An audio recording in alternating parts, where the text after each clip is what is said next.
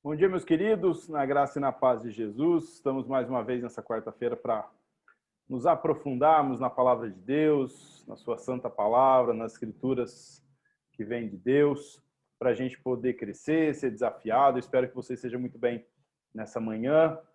Espero que você tenha acordado feliz, ou se você está acompanhando essa transmissão, obviamente, em um outro horário, você que acompanha os nossos estudos do Café com Bíblia. Espero que você esteja bem, que o Espírito Santo possa falar com você nessa manhã. Chegamos no capítulo 12 de Romanos, um capítulo muito interessante, né? Muito partes dele, inclusive, muito citados, muito conhecidos, né? Várias mensagens, sermões e estudos a respeito dele. E nós vamos aprender hoje a começar a ver o capítulo 12 de Romanos. Provavelmente a gente divida esse estudo em 3 partes, tá bom? Hoje nós veremos os versículos 1 e 2, na semana que vem até o versículo 8, se eu não me engano, e depois de 9 a 21, a última parte, tá bom? Então eu vou abrir aqui, compartilhar com você a tela para que você possa ler. Na verdade, são apenas 2 versículos, ok? Que você, com certeza, conhece bem. Portanto, irmãos, rogo-lhes pelas misericórdias de Deus que se ofereçam em sacrifício vivo, santo e agradável a Deus. Este é o culto racional de vocês. Não se amoldem ao padrão deste mundo, mas transformem-se pela renovação da sua mente, para que sejam capazes de experimentar e comprovar a boa, agradável e perfeita vontade de Deus. É um texto muito conhecido de todos nós, como eu disse, muitos estudos, muito citado, muito falado a respeito desse texto. Nós chegamos, então, no capítulo 12, versículos 1 e 2, e nós vamos nos deter nesses 2 versículos hoje, tá bom? Então, no capítulo 12, né, de Romanos, o que nós vamos, na verdade, aprender, a gente pode dar um tema aqui, né, são os novos relacionamentos, tanto com Deus quanto com a igreja. Eu tenho certeza que esses estudos serão muito abençoadores aí para a sua vida, tá bom? Bom, o capítulo 12 de Romanos, ele marca uma virada que Paulo está trazendo aqui na abordagem dos seus estudos, né? Do seu sermão, da sua mensagem, da sua carta, seja como for o que a gente queira entender. Lembrando que no capítulo 11 ele termina com aquela explosão de adoração, naquela doxologia maravilhosa dos versículos 33 a 36.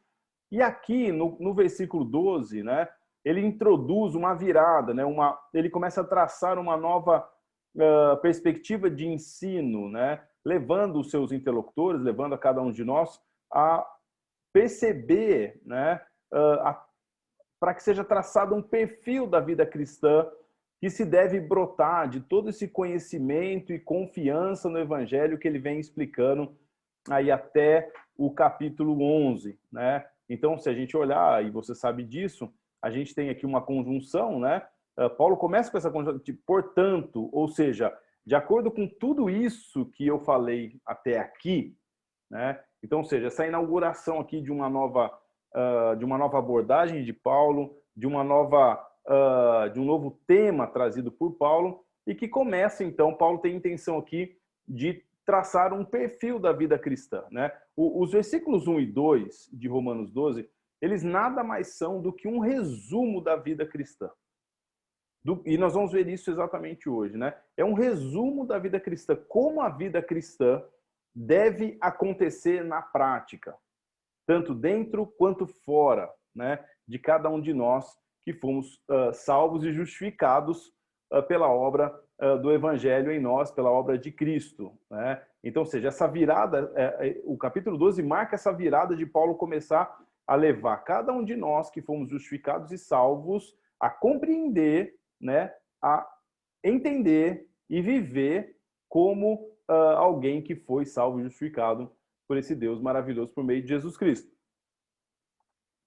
Então, o versículo 1 e 2, a gente pode dizer que é um resumo daquilo que Paulo chama de vida cristã e daquilo que é a vida cristã, né? Paulo começa falando, quando a gente olha para esses versículos, né, nós vamos ver aqui, na verdade, 5 tópicos, tá? E o primeiro é esse, né? Tem a ver com a motivação. Qual que é a motivação para a vida cristã? Tá?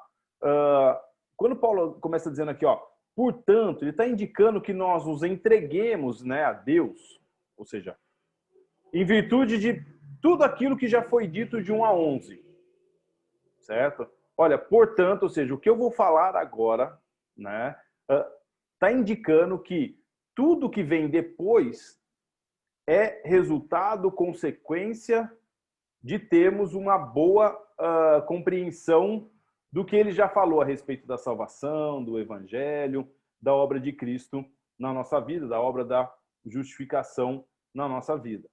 Então, Paulo ele começa trazendo para a gente a motivação para a vida cristã. Então, que indica que nos entreguemos a Deus, em virtude de tudo que ele fez por nós. Ele começa dizendo assim, ó, portanto, né, rogo a vocês, pelas misericórdias de Deus. Né? Quando ele fala isso, ele fala, olha, portanto, se entreguem em gratidão por essa graça. Né? Pelas misericórdias de Deus, ou seja, de acordo com aquilo que Deus fez. Portanto, de acordo com aquilo que Deus fez, Paulo está trazendo para os cristãos, né, a realidade de que aqueles que são salvos, aqueles que foram alcançados pelo Evangelho, né, ocupam um lugar no amor de Deus, né, e a sua salvação estendida a nós, certo? Então, a motivação ela é baseada nessa gratidão, nessa misericórdia, né, que Deus teve da gente. E por isso ela é conduzida em gratidão, em amor, certo? E não no medo, por exemplo. A obediência baseada naquilo que Paulo está trazendo aqui da vida cristã é uma obediência validada, né? Baseada na gratidão, baseada na misericórdia que Deus teve de nós, certo? Na sua graça imensa que foi estendida a nós, por um Deus que, como diz lá Romanos 1, versículo 17, tinha com ele apenas a sua justiça, mas essa justiça foi revelada a nós por meio de Jesus Cristo, por meio do Evangelho que nos salva. Então, cristãos ocupam um lugar no amor de Deus, certo? Foram salvos como alvos do amor de Deus, como alvos de uma graça que foi estendida a nós.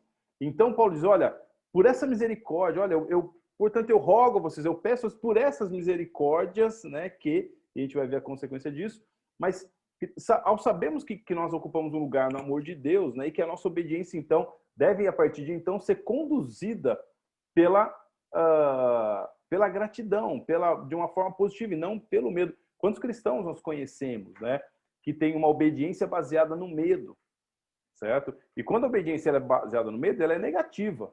Por quê? Porque ela é feita com medo da punição, certo? Mas quando nós entendemos essa misericórdia de Deus, nós temos uma gratidão pela graça. Ela é uma abordagem totalmente positiva. Nós vamos, né, falar um pouquinho disso ao longo aqui do estudo. Então, sim, a motivação ela é uma obediência, né, por gratidão, uma gratidão pela graça, vamos dizer assim, por essa obra que nos alcançou. Portanto, por causa dessa misericórdia, ou seja, portanto, né, que essa seja a motivação de vocês. E aí Paulo, então, vai dizer, né, eu rogo a vocês que apresentem os vossos corpos, né, como sacrifícios vivos, santos e agradáveis a Deus e tudo mais. Paulo, então, oferece para a gente aqui um ponto de partida, né, para a vida cristã, numa frase simples, né? Portanto, pelas misericórdias de Deus, certo? Ou seja, por causa das misericórdias de Deus, ou seja, tudo aquilo que vocês aprenderam, tudo aquilo que eu já falei a respeito do Evangelho, por causa da misericórdia de Deus, em seguida ele vai exortar, encorajar os irmãos a fazerem duas coisas, certo? A primeira no versículo 1, a segunda está no versículo 2 e nós vamos ver ambas, né? Então, ou seja, ao compreender, a se dedicar a Deus, a oferecer a Deus um novo estilo de vida, né, um ponto de partida para essa vida cristã na prática, que é o que Paulo está trazendo a partir de agora, como eu disse, né, uma virada, ou seja, uma nova abordagem que envolve tudo aquilo que eu aprendi do Evangelho, me leva a agir, a viver, a ter uma perspectiva de vida, uma ação na vida da seguinte maneira. Ele diz, a gente faz isso por causa da gratidão, por essa misericórdia, né? E aí ele vai dizer que a gente abordagem, né, que essa ação, né, ela é encorajada por Paulo para os cristãos fazerem de duas maneiras. A primeira é apresentar os corpos como sacrifício vivo, santo e agradável, né? E a outra tem a ver com o versículo 2, que é a gente não se amoldar, mas ter a nossa mente transformada, né, padronizada pelas realidades de Deus, que a gente vai ver então ambas, né? Bom, Paulo aqui, ele usa uma terminologia do Antigo Testamento, né? Sobre alguns tipos, por exemplo, vamos lembrar que no Antigo Testamento nós tínhamos alguns tipos de ofertas, né? Na semana, pô, não me lembro, mas a gente, você que é da comunidade sabe disso, você está assistindo essa transmissão, eu digo para você, toda semana a gente tem feito um desafio bíblico, né? Para a gente ler um livro das Escrituras durante a semana e compartilhar tal. E eu, né, propus para o pessoal para a gente começar, e eu vou falando para o pessoal que livro que a gente vai ler durante a semana. E um dos livros que a gente leu foi Levíticos, né? E depois a gente leu Hebreus, e foi um pouco proposital isso, né? Mas lá em Levíticos, né, fala para a gente muito a respeito de como funcionavam os sacrifícios, né? Como era feito, né, todos os tipos de sacrifícios e as razões pelas quais e a forma como eles eram feitos, qual a motivação e como eles deveriam exatamente ser feitos e tudo mais, né? Já em Hebreus, né, vai falar a respeito desse sacrifício que foi Jesus, né, que se tornou para a gente o sacrifício, ao mesmo tempo o sumo sacerdote e tudo mais. Ou seja, Paulo está usando uma terminologia aqui, ao dizer, né, sacrifícios vivos, que era uma terminologia do Antigo Testamento, né? Bom, a gente tinha lá, por exemplo, no Antigo Testamento, a oferta pelo pecado. E como funcionava a oferta pelo pecado? A oferta pelo pecado tinha o derramamento de sangue, né? E o pedido de perdão. Bom, só que Paulo já falou que Jesus é essa oferta pelo pecado. Ele é aquele que pagou, né, e nos deixou em paz com Deus, né? Então, ou seja, tendo, pois, sido justificados por Jesus, tendes paz com Deus, né? Então, ou seja, então não é desse sacrifício que Paulo está falando, né? Se apresentar como um sacrifício para ou pelo pecado, por alguma coisa nesse sentido, né? Mas tinha um outro tipo de oferta também, que era aquela oferta queimada, né? Que era um sacrifício de um animal valioso do rebanho, certo? Que era o que era chamado em Levítico, tal, de um animal santo, né? Sem mácula, certo? Separado e sem defeito, era o melhor. E por quê? Porque um animal desse, ele era um animal muito caro, né? Muito caro. E isso indicava e representava que tudo que a pessoa tinha estava à disposição e devoção de Deus. E que você não estava oferecendo para Deus, por exemplo, as sobras, mas você estava entregando as primícias, ou seja, aquilo que era melhor, aquilo que tinha mais valor, aquilo que era mais caro, né? Em alusão, então, a essa entrega da sua própria vida a Deus. Aquilo representava, né, o seu compromisso com Deus. Por isso a oferta era sempre queimada por completo, certo? E ela então representava a sua total consagração e devoção a Deus. Então, aqui, quando Paulo diz, né, ser um sacrifício vivo, é disso talvez que ele esteja querendo dizer, né? É estar à disposição de Deus por inteiro. Por inteiro. Então, quando Paulo diz assim, olha, portanto, por causa dessa graça de Deus, vocês devem ter uma motivação nova na vida de vocês. A motivação deve ser essa gratidão, essa graça que Deus ofereceu a vocês. Portanto, por causa disso, com essa motivação, se entreguem por inteiro a Deus. Estejam totalmente à disposição de Deus. Significa você se dispor, por exemplo, de maneira ativa e passiva. Ou seja, significa você, de maneira ativa, obedecê-lo em qualquer coisa que ele diga em relação a qualquer área da sua vida. No casamento, assim, então, intencionalmente, ativamente, eu obedeço assim. Eu me coloco à disposição em obediência a isso no meu casamento, na minha família, nas minhas finanças, no meu trabalho, nos meus relacionamentos, com os meus dons e com meus talentos, não importa.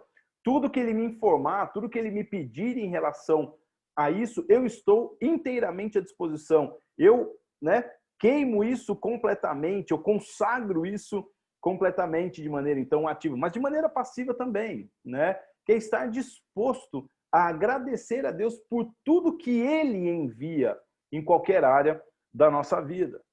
Então, se por algum momento da vida nós tivemos que enfrentar as adversidades e Deus nos der vitória em relação a isso, tudo isso eu sou grato a Deus, né, por passar pelas tribulações com a presença de Deus, mas se Ele me ensinar outras coisas que eu não esperava ou que na minha forma de enxergar o mundo não faziam sentido, eu estou totalmente também entregue, disposto a agradecê-lo por tudo que Ele envia a qualquer área da minha vida, certo? Só um parênteses, Deus não tem pacto com o mal. Deus é bom, a Bíblia diz que Deus é bom. Então ele não tem, não pode, né? Ele é totalmente bom. E a Bíblia diz que tudo aquilo que é bom vem de Deus, né? Vem do Pai das luzes, vem do alto. Então, ou seja, se Deus é sempre bom e tudo que é bom vem de Deus, a gente não pode dizer que Deus envia o mal. Mas muitas vezes coisas acontecem na nossa vida por nossas decisões e por realidades de um próprio mundo caído, né?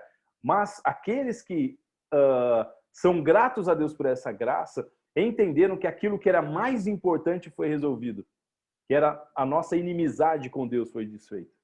Então, por isso, né, qualquer realidade da vida que se apresente, nós somos gratos a Deus, não por passar e ficar feliz, né, ingenuamente, por dificuldades, não. Mas somos gratos por qualquer coisa que vier para a nossa vida de uma forma que, olha, aquilo que era mais importante já foi feito.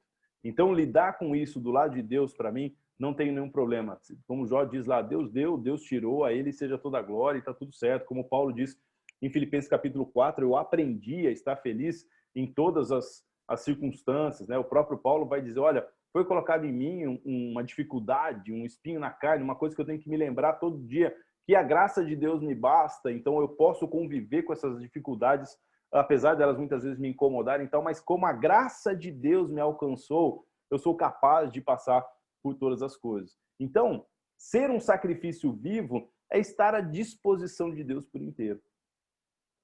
Certo? Então, assim, a pergunta é, vamos lembrar, Paulo está trazendo para a gente um roteiro simples e prático de como deve ser a vida cristã, como deve ser a vida daqueles que receberam essa justiça de Deus. Eles são pessoas que são ativamente partes do processo, que diz, né, que é bom obedecer a Deus, né, que traz bênção e alegria para a nossa vida obedecer a Deus de maneira ativa, mas também traz alegria e bênção a gente poder também lidar com qualquer realidade que nos sobrevenha em relação a isso. Então, esse é o nosso Deus e essa é a proposta da vida cristã para a gente. Ser um sacrifício vivo, ou seja, a gente está inteiramente disponível e disposto para Deus, né? Paulo, dentro disso ainda, ele fala, olha, ofereçam os vossos corpos, né? Aqui tem uma outra ideia de totalidade, né? Paulo indica que essa adoração ela não deveria ser apenas interna e abstrata. Quando ele diz, olha, se entreguem como sacrifícios, entregue seus corpos como sacrifício vivo, o corpo representa algo material, né? Visível, certo? Concreto, objetivo. Ele não é subjetivo, ele não é abstrato, ele não é interpretativo, representa aquilo que nós somos e aquilo que fazemos, os nossos comportamentos, as nossas ações, tudo mais. Então, quando Paulo diz, olha, entreguem os seus corpos como sacrifício vivo, bom, se a relação é a Deus, a relação com Deus ela é uma relação interna, mas quando Paulo fala, olha, entreguem os vossos corpos, ele está trazendo uma ideia de totalidade ainda maior, certo? E aqui, ele está dizendo, olha, não é uma questão só interna, não é só abstrata, mas ela é prática e completa. Ele quer que você dê tudo, tanto que está dentro de você, primeiramente, obviamente, mas aquilo que também está fora de você. E isso fazia assim, isso era confrontador para a época, né? Que os grego-romanos, né, tinha uma linha que muito forte que pensava assim, o espírito é bom, a alma é boa, mas assim, tudo que é matéria, físico não é bom, né? Então, quando Paulo, depois de falar tudo que ele falou a respeito do evangelho, ele fala que a perspectiva da vida cristã na prática passa por uma transformação interna e externa, citando o corpo, ele está trazendo uma totalidade, ele está trazendo um choque cultural na sua mensagem muito impactante. Ele está dizendo, é a totalidade mesmo. É tudo que está dentro e tudo que está fora, certo? Tudo que você sente, mas tudo que você faz, tudo que você pensa, mas como você se comporta. E isso dá a ideia dessa totalidade de o que está dentro e tudo que está fora. E nós podemos, obviamente, aplicar isso a todas as coisas, né? Olha, vocês se entreguem totalmente. O corpo, a mente, o coração, o espírito, né? A casa, os relacionamentos, o trabalho, a vida profissional, as competências, tudo. Entreguem tudo e façam com que isso seja queimado completamente diante de Deus, ou seja rendido totalmente diante de Deus. Então, Paulo aqui, ele traz uma amplitude muito grande em relação a isso, né? Aí a gente pode brincar aqui um pouco, por exemplo, a palavra vivo, ela pode, né, significar que esse sacrifício ele é constante, ou seja, aquilo que é vivo é constante, né? Se é morto, acabou, né? Acabou, a pausa, tem uma pausa ali e acabou. Mas se é vivo, é algo que acontece, né? A palavra sacrifício, na verdade, ela quer dizer matar. Fazer um sacrifício é matar alguma coisa, tá? Então a gente podia converter essa expressão da seguinte maneira. Paulo está dizendo assim, olha, portanto, por causa dessa, que a motivação seja essa misericórdia de Deus para a vida de vocês, ao ponto de vocês, certo? Matarem em vida, certo? Tudo no altar de Deus. Tudo. Ou seja, é renovar o tempo todo sua posição de obediência completa e de estar à disposição de Deus. É matar em vida, ou seja, tudo aquilo que acontece na vida, matar obviamente aqui como é questão de sacrifício, é colocar diante do altar de Deus, certo? Vamos lembrar Lucas 9, né, 23, 24, 23, 25, alguma coisa ali, quando Jesus vai falar sobre segui-lo, né, ele vai dizer, ó, negue-se a si mesmo, toma a sua cruz e perca a sua vida. Me siga, perca a sua vida. Aquele que quiser ganhar a sua vida vai perder. Isso é um sacrifício vivo. É estar disposto a entregar tudo no altar de Deus. Assim é a vida santa, certo? Essa é a vida santa. A vida santa não é uma vida livre de erros, de más decisões, isenta de você cometer falhas. A vida santa não é essa. A vida santa significa você ser absolutamente puro e completamente separado, certo? Separado.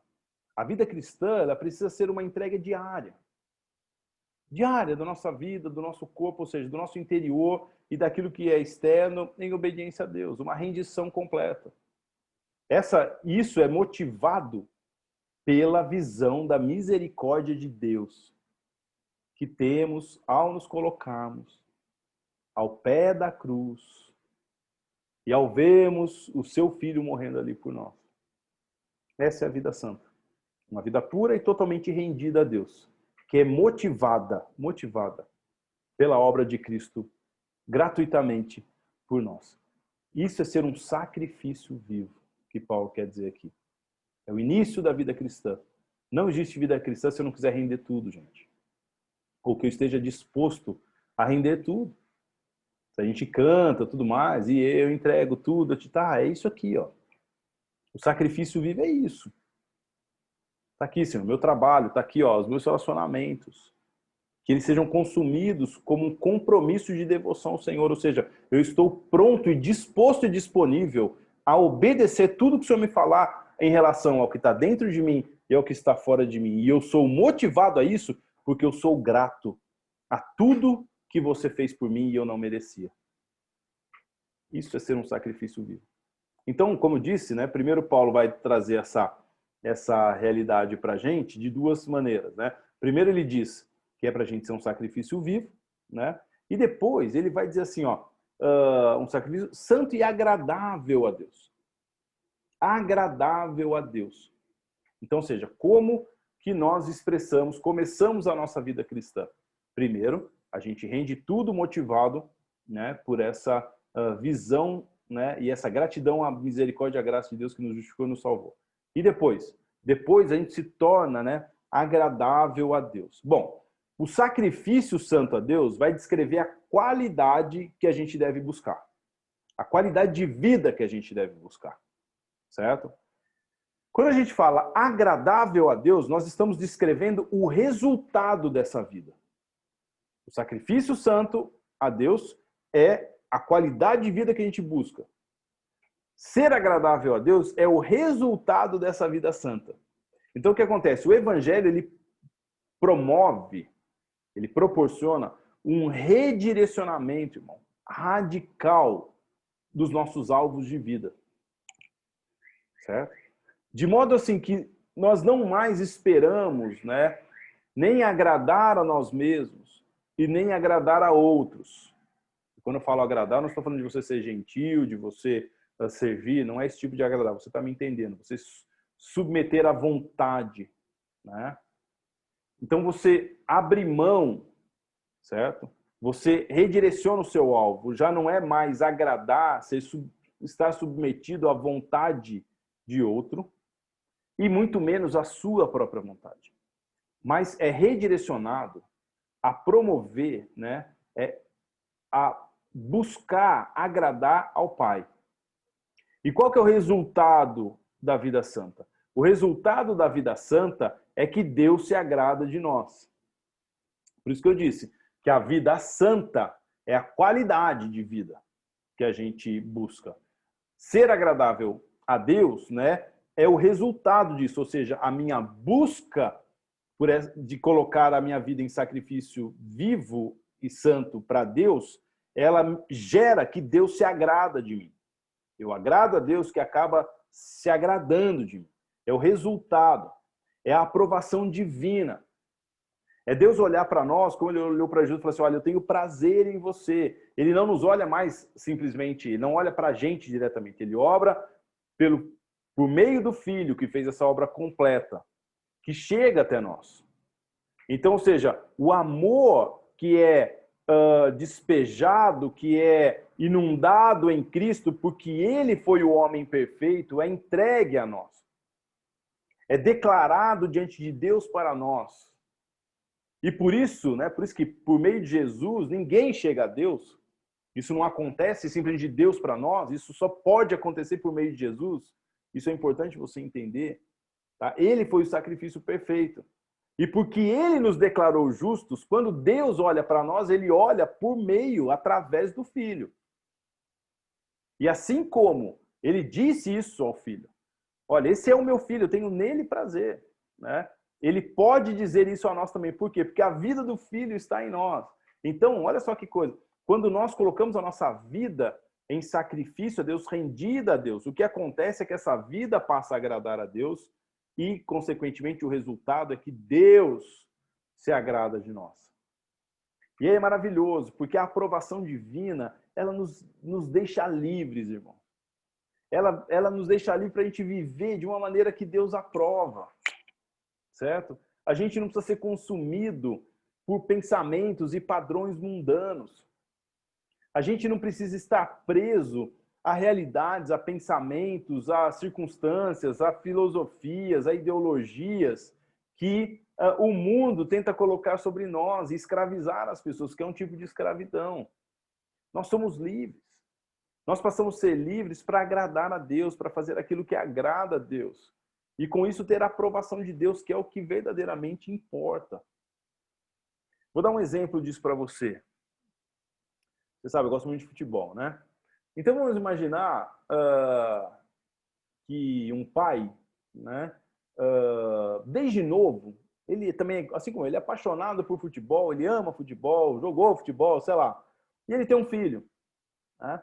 Aí esse filho cresce com o pai, aprendendo sobre futebol, jogando futebol, e o pai, numa determinada idade, ele começa a treinar o seu filho em casa, certo? Ele leva o filho para o campo, ele ensina os fundamentos do futebol para o filho, ele ensina chute, passe, desarme, ele ensina cabeceio, ele ensina a dominar uma bola no peito, dominar uma bola no pé, bater com a direita, com a esquerda, ele ensina, e ele vai treinando o seu filho, toda semana ele leva o seu filho para treinar, até que um dia o seu filho vai para um time de futebol, para uma escolinha. Tem lá 7 anos, 8 anos, ele vai para uma escolinha de futebol. E, obviamente, o pai o acompanha, né? Quando esse filho for jogar, ele vai perceber, se ele for um filho que compreende isso, ele vai perceber que ele jogar melhor ou não afeta o amor do pai em relação a ele. Se ele jogar melhor, o pai o ama, porque ele demonstrou isso a vida toda. Se ele não for tão bem, o pai o ama da mesma maneira, não depende do desempenho dele. Agora, e eu vou dizer isso não como uma analogia, vou dizer isso como um fato, porque eu era assim. Eu era assim. Eu jogava muito, mas muito bem nas categorias de base, quando ou os meus pais, minha mãe foi pouco, né? Me lembro, um péssimo Dia das Mães, minha mãe foi assistir um jogo meu, falou, nunca mais eu volto, tanto que ela sofreu, né? Mas assim, meu pai me acompanhava em praticamente todos os jogos. Depois a Mê, né, quando a gente começou a namorar, ela me acompanhava em muitos jogos, né? Às vezes meus irmãos chegaram a ir, né? Alguns parentes às vezes iam, tal. E eu me sentia muito bem e feliz ao ver pessoas que eu amo de verdade me vendo jogar. Agora, o meu desempenho, eu queria jogar, por exemplo, principalmente com meu pai, essa relação acontecia muito com meu pai, por exemplo. Eu queria jogar bem, não porque meu pai ia me amar mais, mas eu queria jogar bem, porque meu pai sempre investiu em mim, ele sempre acreditou em mim, sempre me apoiou em relação a jogar. Então, para mim, era um prazer poder dar orgulho para o meu pai. Certo? Mas não dependia o amor dele por mim em relação ao que eu jogava, o meu desempenho. Ou a história do menino lá que eu dei, do filho. O filho vai querer jogar para deixar o pai feliz, não para que o pai o ame mais ou menos. É isso aqui que é ser agradável a Deus.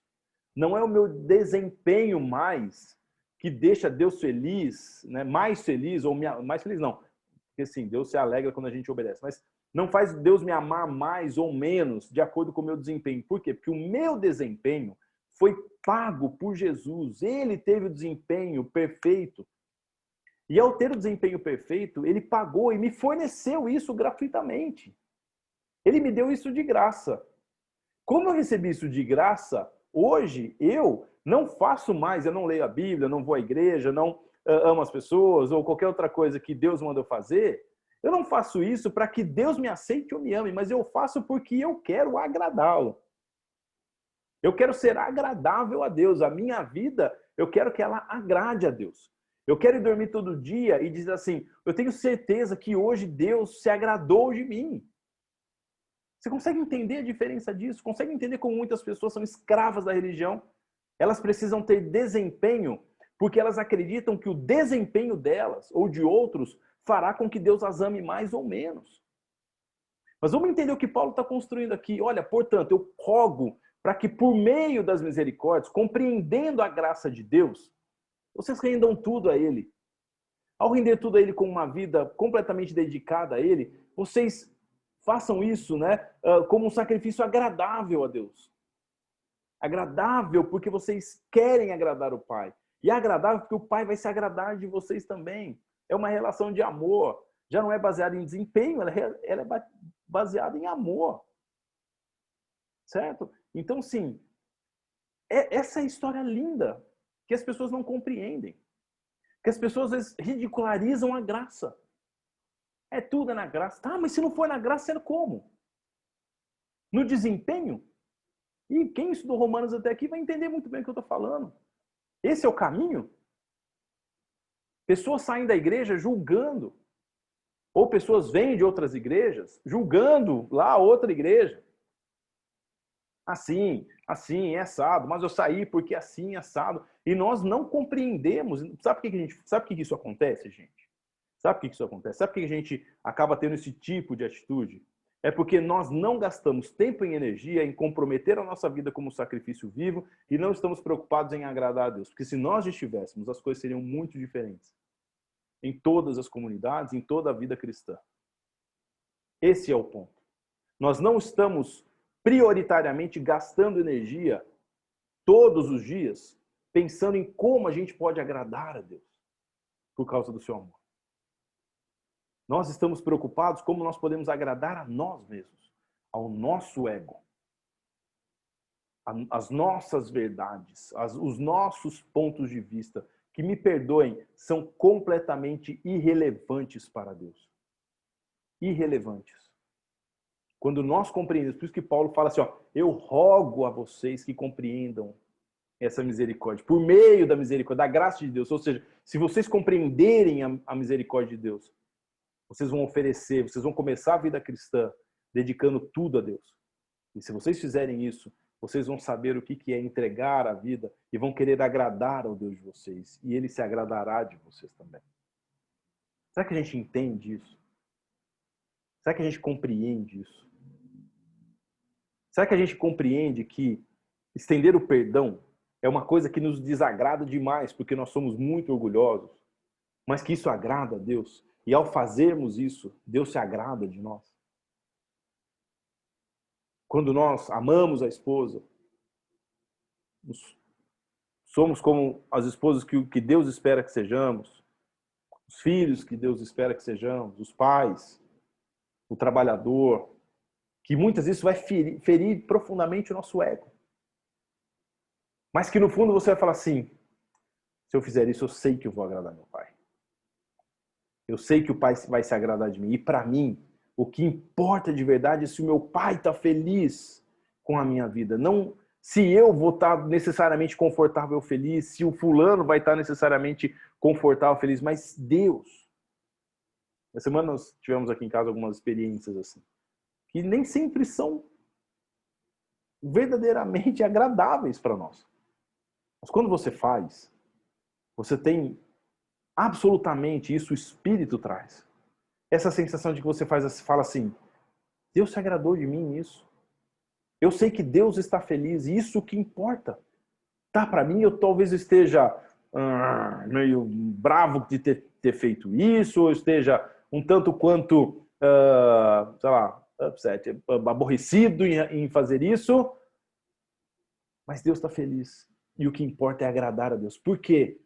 Por causa da misericórdia de Deus que Ele teve da minha vida. Se a gente entender isso, a gente entendeu tudo. Então, ser um sacrifício vivo e ser agradável a Deus. Mas Paulo continua e ele vai dizer assim, né? Que viver dessa forma, ou seja, motivado pela graça de Deus que nos alcançou, pela misericórdia de Deus, entregando e rendendo tudo como um sacrifício vivo e agradando, né, vivendo de maneira agradável a Deus, viver dessa forma é a gente entregar um culto, uma adoração racional. E aqui eu sempre me perguntei, né, e muitas já vi N estudos, já li a respeito disso e tudo mais. Mas ao ler o grego aqui, o sentido literal da palavra racional é lógico. Certo? É a sua adoração lógica. Certo? Esse é a adoração lógica de vocês. Essa é a postura de vida piedosa lógica de vocês. Resumindo, para você entender.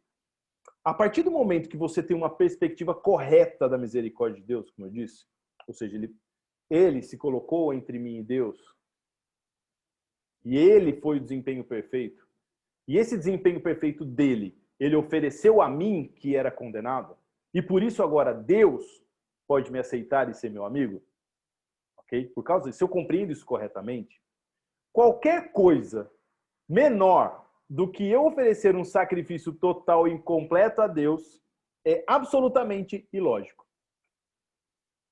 É absolutamente ilógico. É isso que Paulo está dizendo. Caso você se entregue de maneira parcial a Deus, ou com indiferença, você simplesmente não estará raciocinando bem, não estará olhando corretamente para o que Jesus fez por você. Então, Paulo está dizendo, ele não está falando do culto de adoração na igreja. Adoração aqui está trazendo como seu estilo de vida. Ele está dizendo assim, ó, portanto, eu rogo a Deus, vou fazer aqui a minha paráfrase, tá? Olha, portanto, eu peço a Deus por vocês, para que vocês compreendam corretamente o que a graça de Deus fez por vocês. Se vocês compreenderem corretamente isso, o que vai acontecer logicamente é que vocês vão render a vida de vocês por completo. E vocês vão querer única e exclusivamente agradar a Deus. E essa é a coisa mais lógica para se acontecer. Se você compreender corretamente o que Deus fez por você, é óbvio, é lógico que o estilo de vida de vocês será um estilo de vida rendido a Deus e querendo agradar a Deus. Amém, irmão? Amém? Se o que ele fez por você não o leva a quebrar o gelo que reveste a sua alma e o seu coração duro, você precisa se perguntar se algum dia você entendeu o Evangelho. Eu vou repetir. Se o que Deus fez por você, que se denomina cristão, salvo, justificado, não leva você a quebrar o gelo ou as cascas duras do seu coração que revestem a sua alma e o seu coração, você precisa se perguntar se algum dia você de fato entendeu o Evangelho. Essa semana me fizeram uma pergunta. Por que as pessoas saem tanto da igreja? E é uma boa pergunta, né? Se você perguntar para as pessoas que saíram, obviamente, elas direcionaram isso a outras pessoas, a outras situações. Se você perguntar isso para as pessoas que ficaram, talvez elas também falarão de acordo da perspectiva de suas próprias comunidades. Ok? Mas o fato é, a igreja é tão pouco valorizada pelas pessoas porque elas não compreenderam o que é de fato o Evangelho. Porque antes de agradar a Deus, elas estão verdadeiramente preocupadas em agradar a si mesmo. E isso é uma forma de idolatria. E a idolatria é aquilo que concorre com Deus. E sabe, quando você prega isso, as pessoas querem sair da igreja. Porque esse é o tipo de coisa que a gente não vai na igreja para ouvir. Mas o fato é que Paulo está dizendo o seguinte: é ilógico, irracional, se você compreender o Evangelho, que o seu coração não seja rendido totalmente e o seu coração não seja totalmente disponível para agradar a Deus. Difícil isso. Porque para que isso chegue no nosso coração, a gente precisa se render, se humilhar, botar abaixo as nossas opiniões, mais o nosso eu acho, irmãos. Eu falo isso com muito amor no coração. Olha, 6 anos de pastorado, mais 6 anos, eu tenho aprendido muita coisa. Muita coisa. E eu sempre relaciono isso, Deus, se a igreja é a coisa que o Senhor mais ama, qual que é a grande questão? Por que certas coisas? É obviamente que o único que não é culpado disso é Deus. Obviamente.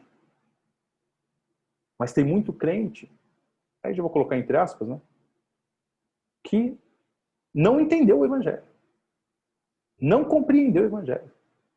Não compreendeu. Paulo está dizendo compreender aqui mesmo, não entendeu. Porque o que Paulo está querendo dizer é o seguinte: se tivesse entendido, a única postura a se esperar era uma rendição total a Deus e a agradá-lo. E, obviamente, eu não estou dizendo que está errado as pessoas saírem da igreja, e para outra não é essa a questão. A questão é muito mais profunda. Quem fica ou quem sai? A questão é, nós estamos dispostos a render tudo e a agradar a Deus antes de qualquer coisa? Se sim, de verdade, eu acho que, inclusive, né, o fluxo nas igrejas mudaria. Talvez teria um fluxo maior de não cristãos chegando, né? Talvez. Enfim, isso que é adoração racional. Isso que é culto racional. Lógico. Adoração como estilo de vida. Olha, esse estilo de vida é o estilo que, logicamente, é consequência de quem entendeu as misericórdias de Deus. E, por último, Paulo vai dizer, no versículo 2, né, de que nós precisamos ser transformados e não moldados, né, amoldados a esse mundo e ao presente século e à forma de pensar do presente século. Para a gente entender, Romanos 1:2, Paulo está escancarando um modo de vida radical. Um modo de vida que não tem absolutamente nenhuma terceira opção. Não tem absolutamente nenhum tipo de... como que chama, né? Quando você tem uma lei lá e aí você, né, vai incrementando algumas coisas. Não tem esse tipo de coisa. Certo? É aquilo ou não. Aquilo ou não. Né? Ou a gente se rende e faz aquilo que Deus espera que a gente faça, ou então a gente está correndo um grande risco. Eu disse, né, no culto domingo, né, de que a gente parou de falar do inferno, né? Por quê? Porque a gente tem medo que as pessoas saiam da igreja, que a gente tem medo que... Mas essa é a verdade. Ou a gente está caminhando e a gente está sempre se transformando para andar no caminho estreito, ou a gente, e mesmo que há difíceis passos no caminho estreito indo para a eternidade com Deus, ou a gente fica negociando coisas, tentando amoldar coisas, mas a passos largos para o inferno. Não tem outras, a gente não tem outros caminhos, a gente não tem atalhos. Jesus vai dizer que ou a gente anda pelo caminho estreito que conduz à salvação, ou a gente anda pelo caminho largo que conduz à perdição, ponto. E aí Paulo, então, ele está escancarando na carta aos Romanos o seguinte: se vocês compreenderam de fato a mensagem do evangelho que chegou até vocês, que é o poder de Deus, aquilo que Deus fez por vocês, ou seja, o modo de vida daqui para frente é radical. E para isso será necessário uma mente transformada por completo para que vocês possam buscar a Deus.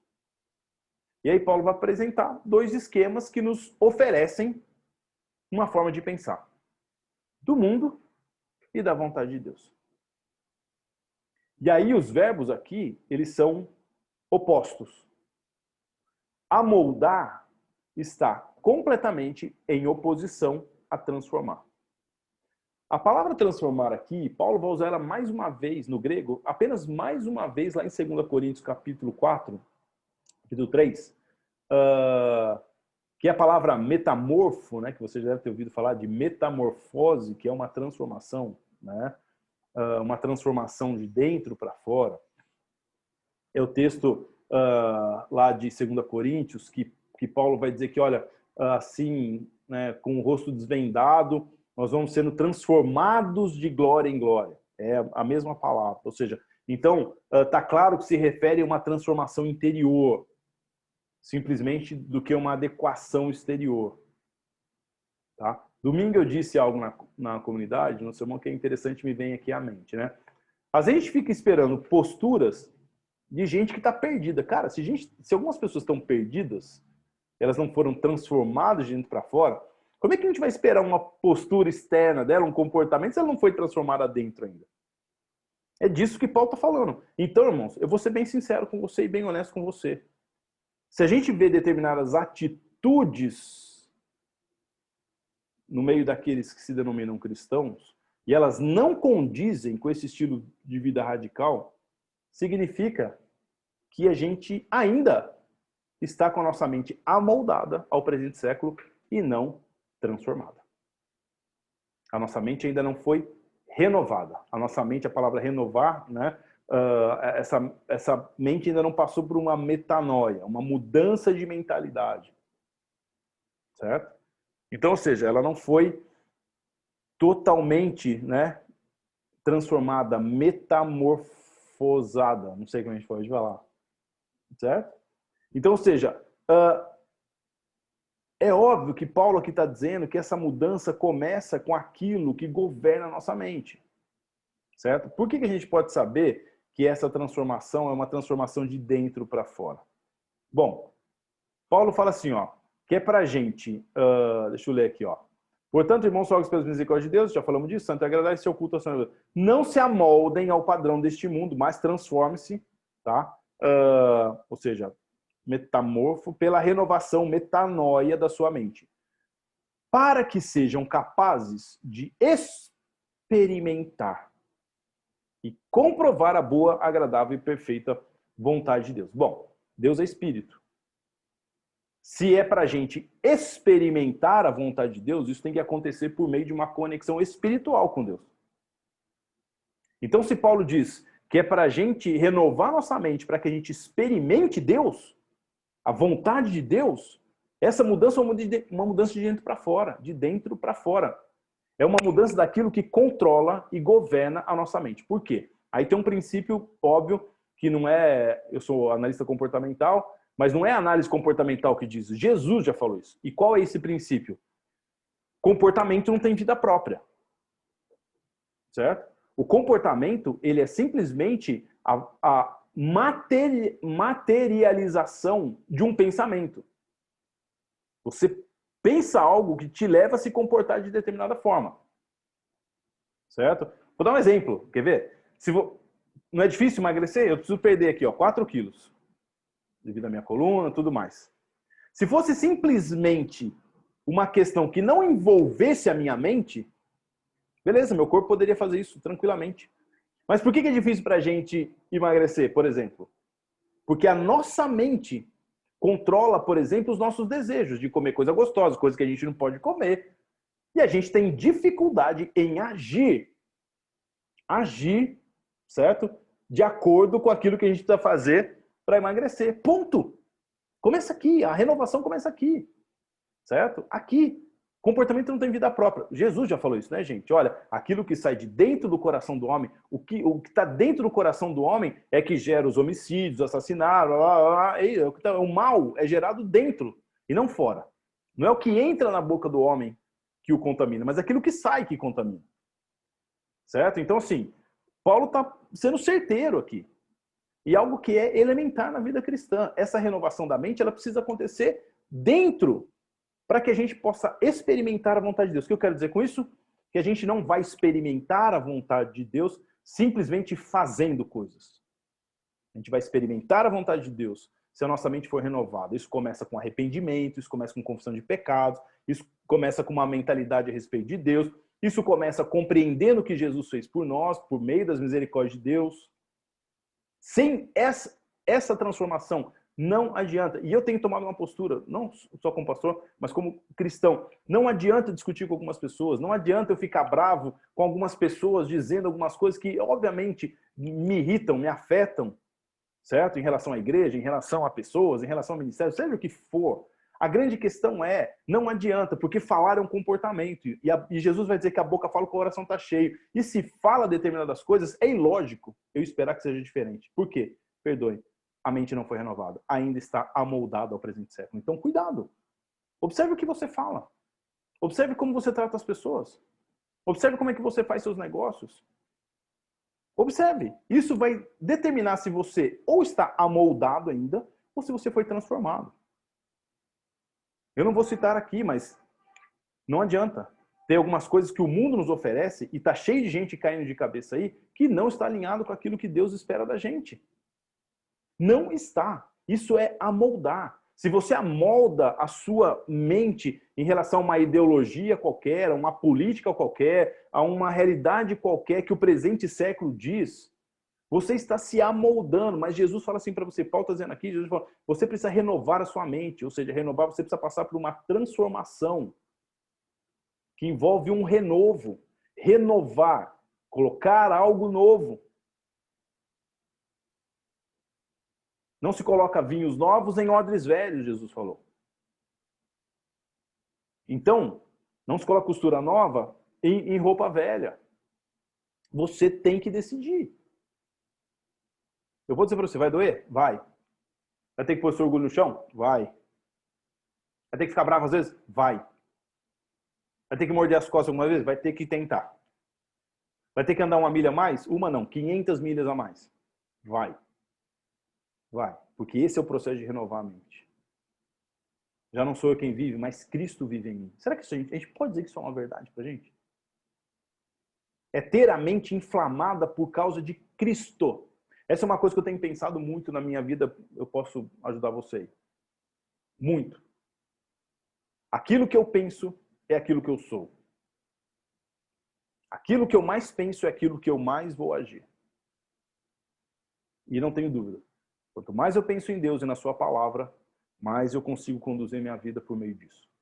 Quanto mais outras coisas tomam conta do meu pensamento, mais distante de Deus eu fico. É isso. E essa pergunta eu tenho feito todos os dias para mim, quando eu vou para o trabalho, quando eu estou estudando, quando eu estou trabalhando, quando eu estou fazendo as coisas da comunidade, seja o que for. Eu estou pensando mais sobre Deus, ou mais sobre mim, sobre o que eu quero, sobre a minha opinião, sobre o que eu estou...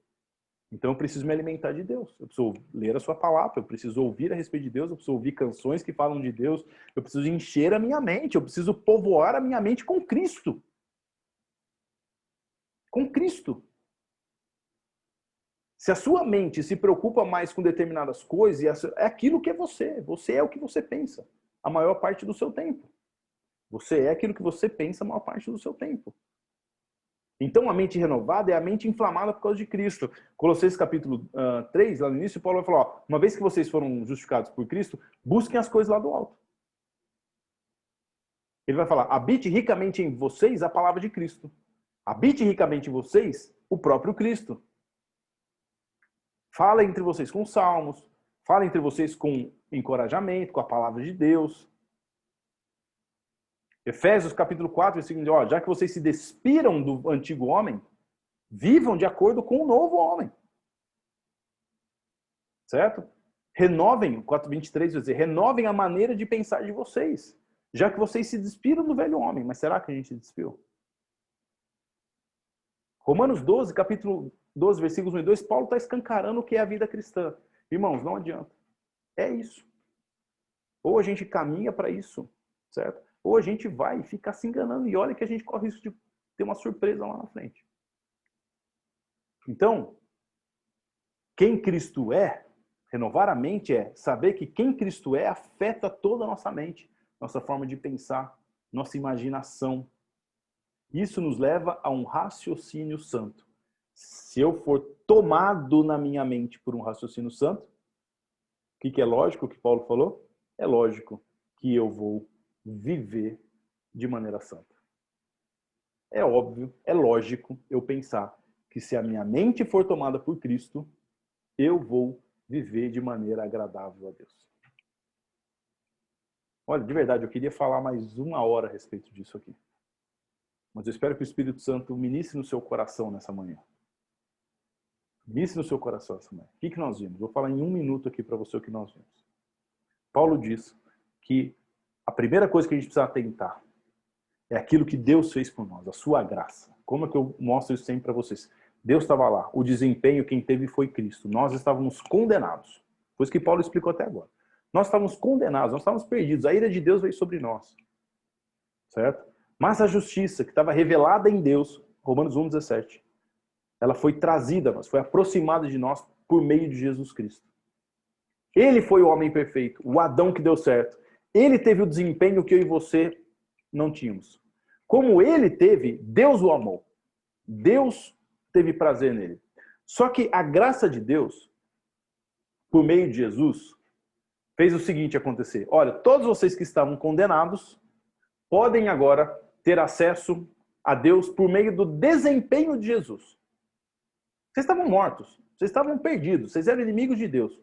Mas Jesus foi o homem perfeito. E ele é tão amoroso e generoso, amou o mundo de tal maneira que o desempenho que ele teve, ele oferece a vocês. Quem quiser vai poder se relacionar com Deus por meio dele. Quem entendeu isso de verdade vai dizer assim, meu Deus, eu estava condenado. Por meio de Jesus, que me deu algo que eu não merecia, eu posso chegar a Deus. O que acontece então? É lógico pensar que quem entendeu isso vai colocar toda a vida como um sacrifício vivo rendido a Deus. E vai viver uma vida simplesmente para agradar a Deus. E ao fazer isso, nada se espera mais do que a consequência lógica de alguém que entendeu tudo. Certo? Alguém que entendeu tudo. E aí, o processo continua. Porque nesse processo de render a vida completamente e viver para agradar a Deus, dia após dia, a nossa mente vai sendo renovada. Ela vai sendo trazida para algo novo. Não é um processo, não acontece da noite para o dia, mas esse é um processo intencional. Nós permitimos, por meio da palavra de Deus, de ouvir a palavra de Deus, de querer agradar a Deus, por meio disso, nós permitimos que a nossa mente passe a ter a mente de Cristo. E assim possamos viver uma vida que agrada a Deus. E ao fazer isso, a gente consegue experimentar Deus. Experimentar a sua vontade. Por quê? Porque a consequência de quem agrada a Deus é que Deus se agrada dele. Assista, veja, reveja esse estudo, porque eu tenho certeza que ele vai abençoar muito a sua vida. Compartilhe esse estudo com alguém, compartilhe isso com quem você quiser, tá bom? Facinho lá no YouTube, ela compartilhar, né? Pode mandar direto para o WhatsApp, para o seu Facebook. Isso pode abençoar a vida de alguém que está longe, né? Alguém que está afastado, alguém que não conhece a Deus e pode conhecer o amor de Deus. Deus te abençoe. Você tem um dia maravilhoso. Se você, né, quiser comentar alguma coisa aqui embaixo, comente. Se você quiser curtir, curte. Se inscreva aí no nosso canal, que vai ser uma bênção para a gente também. Você tem um dia poderosamente abençoado na presença desse Deus maravilhoso. Que Deus te abençoe.